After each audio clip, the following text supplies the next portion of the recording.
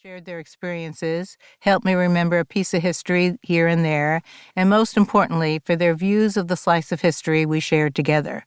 Michaela Blaze, Billy Che Brooks, Jacinda Hall Bully, Jim Chapman, Ann Klein, Steve Cole, Emery Douglas, Mary Driscoll, Sylvia Ewing, Jackie Grimshaw, Jack Hart, Phoebe Helm, Cha-Cha Jimenez, Mark Kaplan, Susan Klonsky, Joy Lindsay, Stan McKinney, Jerry Miglietta, Alan Mills, Kari Moe, Prexy Nesbitt, Henry Nesbitt, Lori Odell, John Preston, Jane Ramsey, Diane Rappaport, James Ratner, Lonnie Raven, Renault Robinson, Susan Rosenblum, Susie Ruff, Paul Siegel, Susan Salovey, Justice Stamps, Tara Stamps, John Taylor, Dorothy Tillman, Harriet Trope, Louis Watts, John Yolich, and Karen Zakor. Thanks to Jim and Reem Dababneh, at whose restaurant so many of these stories are written, Evan Reifman, who helped with some early editing, and of course the staff and editors at Haymarket. Julie Fain, Eric Curl, Nisha Bolsey, Ashley Smith, Rachel Cohn, and editor extraordinaire Sam Smith.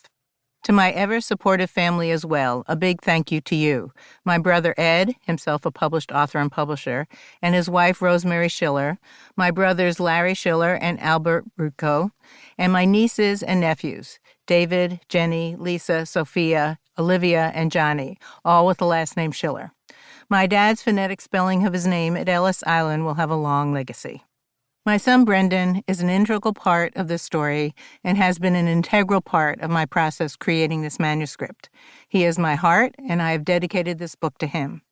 With his wife and partner Brenda, they have raised 3 offspring, each extraordinary in their own right. Brittany, Justice, and Ricky. Brittany, this immediate family's first published author, has been a true inspiration and cheerleader. There are so many people who contributed to the stories in this book that it is impossible to mention them all, let alone give them credit for their impact and contributions. Besides all the historical figures, this includes so many from Uptown, members of the Intercommunal Survival Committee, numerous activists in the many coalitions included and not included in the scope of this book, and a long list of my staff during my 24-year stint as alderman. I apologize in advance to those not included. It is not for a lack of appreciation. More than 50 people worked on my aldermanic staff. Their acknowledgement in this book was determined by the stories I chose to include, not by their value or my appreciation for their work. The same goes for the hundreds of volunteers who worked on my multiple election campaigns. My primary involvement since leaving the City Council, where this book ends, has been to help develop and manage the building that has become known as the Westside Center for Justice.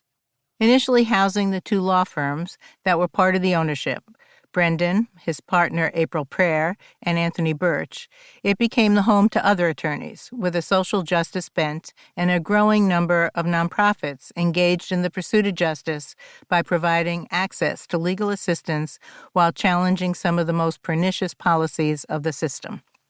In 2018, marking the 50th anniversary of the founding of the Illinois chapter of the Black Panther Party, members Stan McKinney, Henry Nesbitt, John Preston, Billy Che Brooks, Harold Bell, Billy Dunbar, and Diana Nesbitt spearheaded a photo exhibit at the Westside Center for Justice. It was my honor to give them full access to the archives of Keep Strong magazine and All Chicago City News, in effect, the archives of the Intercommunal Survival Committee, of which I somehow became the minder. It quickly became a source of history realized through the hundreds of tours with high school and college students led primarily by Stan, Henry, John, and Che, sometimes with the added voice of Jack Hart, and with the support of the nonprofit Westside Justice Center and their Crossroads Fund. Although these tours have been limited since the pandemic, the exhibit has been greatly expanded, largely through Henry's efforts.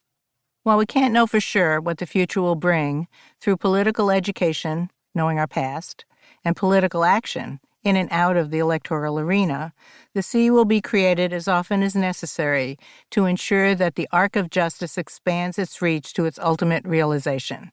Lest we forget, change does not come without friction, but justice is well worth the trouble.